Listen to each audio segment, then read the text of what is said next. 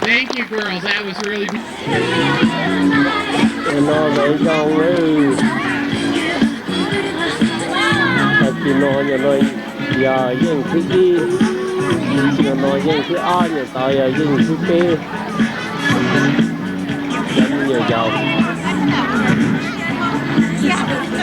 And from this Stones class, from the Quinn preschool class, Samantha Marin, first place, Jasmine Trujillo, second place, and Juan Ortiz, third place.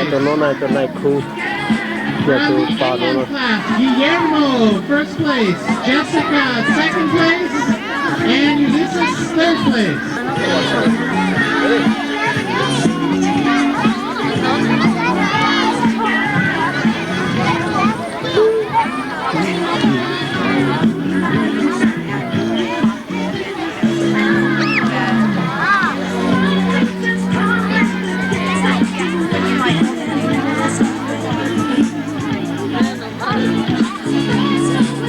Now, boys and girls, comes a very special activity, a Lowell Traditions, and this goes for 4th, 5th, and 6th grade students who are wearing costumes and staff members who are wearing costumes. It's time for the Monsterina!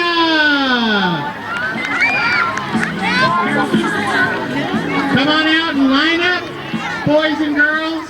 Prom queens also, let's go.